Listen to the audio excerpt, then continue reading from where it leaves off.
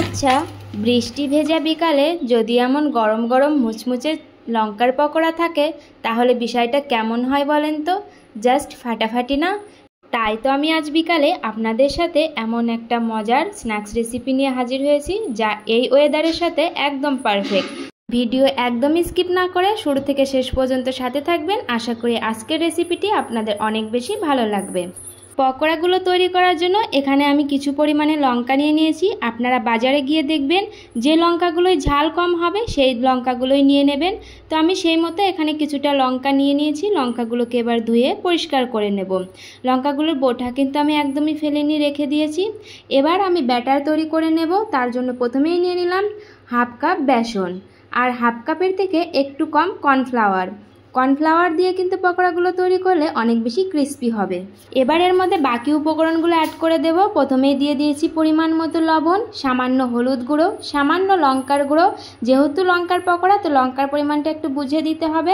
দিয়ে দিয়েছি হাফ চামচের একটু বেশি ধনে গুঁড়ো, কিছুটা গরম মশলার গুঁড়ো, আর এখানে আমি কিছুটা আজওয়ান হাতের মধ্যে নিয়ে একটু এভাবে ম্যাশ করে দেব। এতে করে কিন্তু ফ্লেভারটা অনেক বেশি ভালো আসবে। এবার সমস্ত শুকনো উপকরণগুলোকে আমি একটা চামচের সাহায্যে মিক্স করে নেব। এবার এর মধ্যে অ্যাড করে দেব আমি একটা ডিম দেওয়ার কারণে কিন্তু পকোড়িগুলো অনেক বেশি ক্রিস্পি হয় আর খেতে অনেক বেশি টেস্ট হয়। তো আপনারা চাইলে এখানে ডিম অ্যাড করতে পারেন বা স্কিপ করতে পারেন, তবে ডিম অ্যাড করলে টেস্ট অনেক বেশি ভালো আসবে। প্রথমে ডিমের সাথে সমস্ত উপকরণগুলোকে ভালোভাবে মিশিয়ে নেব। তারপরে এর মধ্যে সামান্য করে জল দেব আর একটা ঘন ব্যাটার তৈরি করে নেব। ব্যাটারটা একটু সময় নিয়ে ফেটিয়ে নিলে কিন্তু পকোড়িগুলো অনেক বেশি ফুলবে। ব্যাটারটা যত বেশি ফেটানো হবে পকোড়ি কিন্তু ততই পারফেক্ট হবে।